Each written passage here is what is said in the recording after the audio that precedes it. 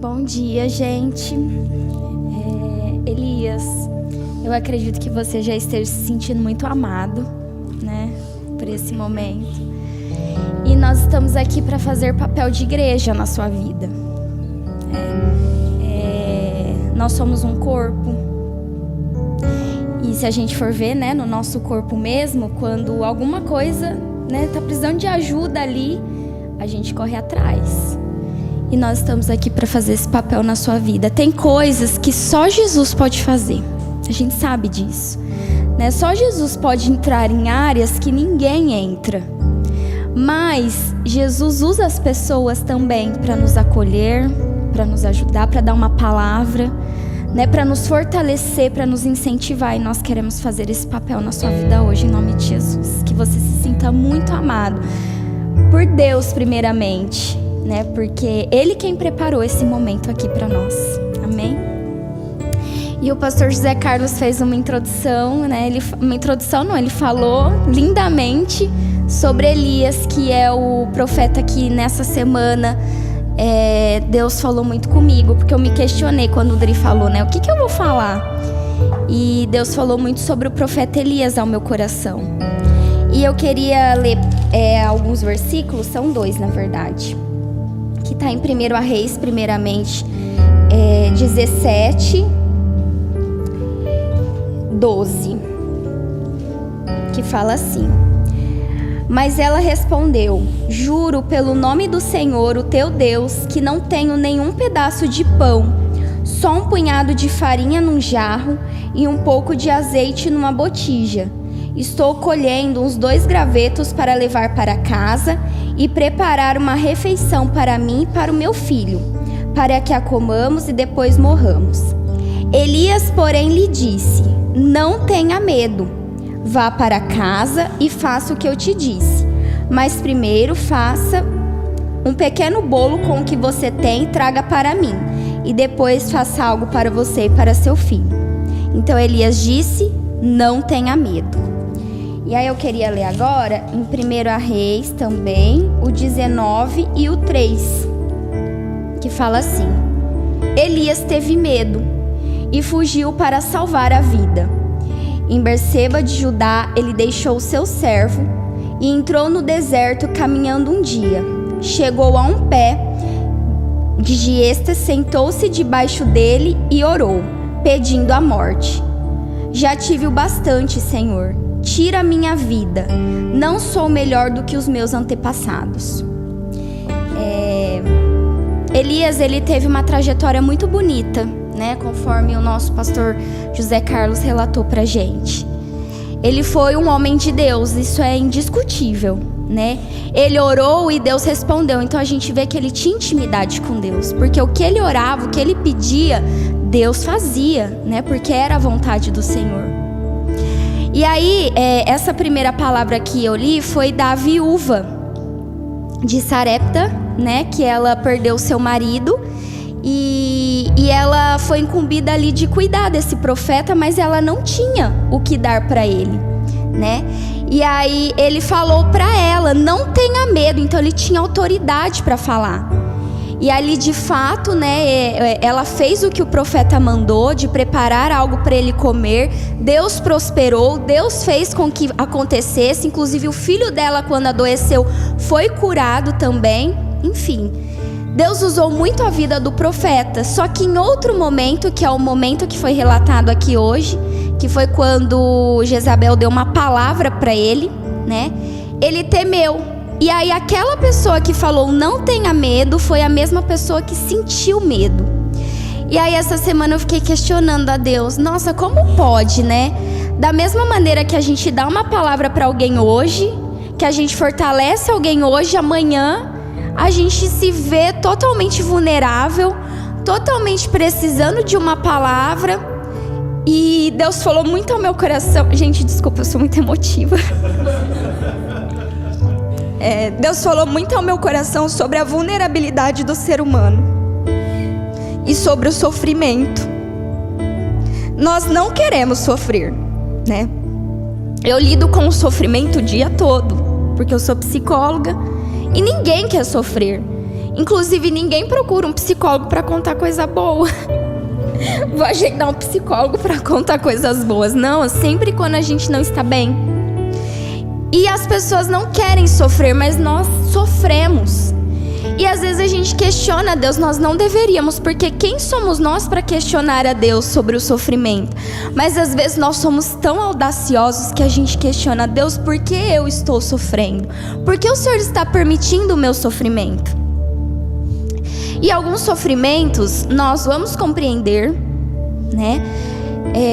Porque com o passar do tempo a gente vai entender, foi necessário eu passar por isso, Deus amadureceu o meu caráter nessa área, eu precisei passar por essa situação, porque depois ali eu colhi um fruto que foi necessário.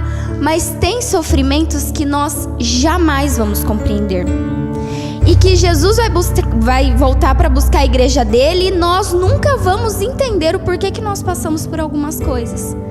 Mas essa semana Deus falou muito comigo sobre o fato de que o sofrimento nos torna mais dependentes dele e nos livra de nós mesmos. Porque às vezes a gente acha que tem o controle sobre a nossa vida, né? Nós achamos que entendemos o nosso contexto, mas só o Senhor, que é criador de todas as coisas, Ele sabe ditar o que é ou não para acontecer, e só Ele pode explicar o que acontece em nossa vida.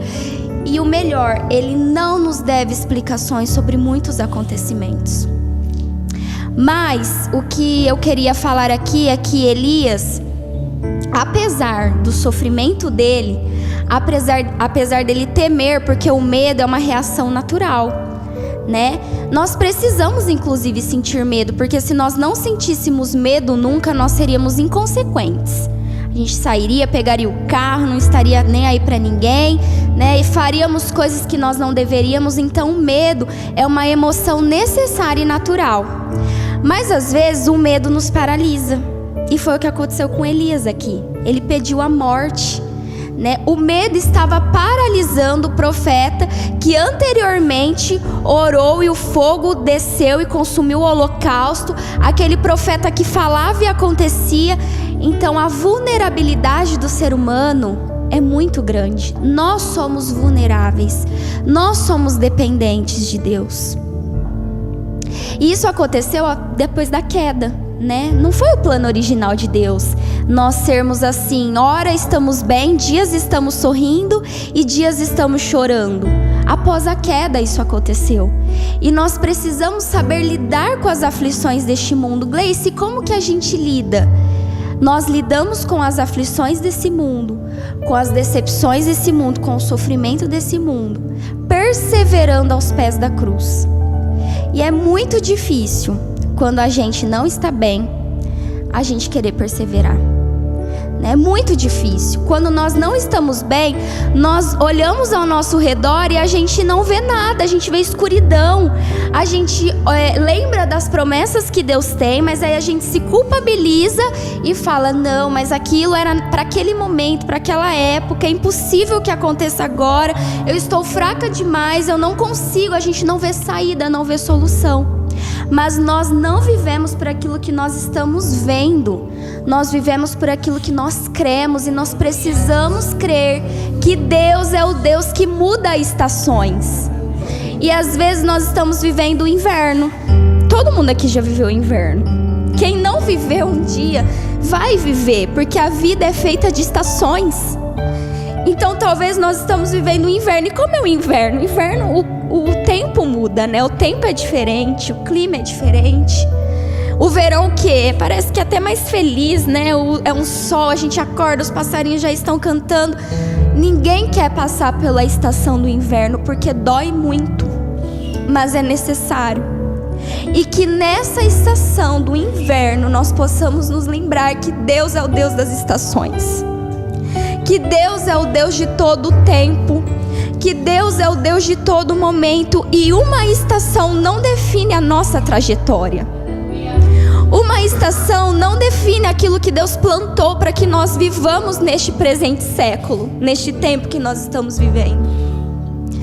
Cristo tem muitas coisas para nós. E eu gostaria muito, né, de ler aqui e falar que a partir do momento que nós entregarmos a nossa vida a Jesus, que tudo, nós teremos paz e que nada vai nos abalar e que, enfim, de fato nós teremos paz.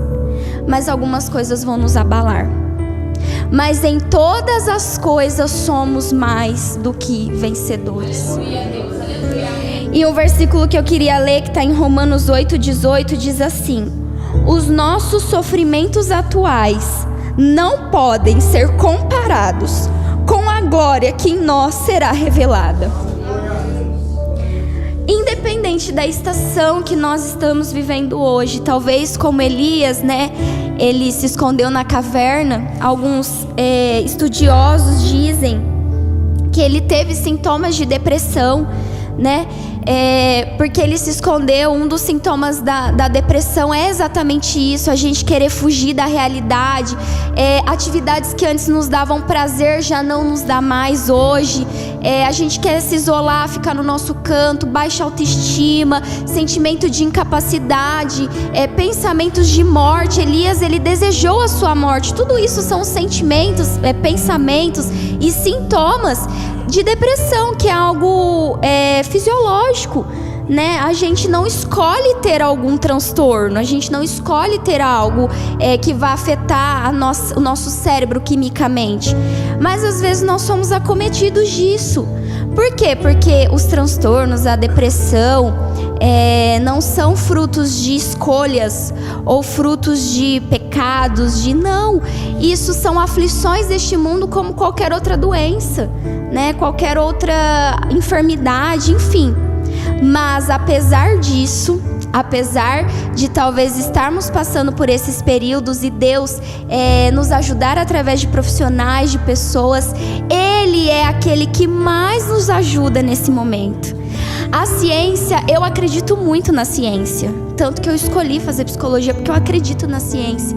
Mas acima da ciência está o Senhor. Acima de qualquer estudo está o Senhor. Então, que hoje nós possamos nos lembrar que Cristo é o Deus das estações.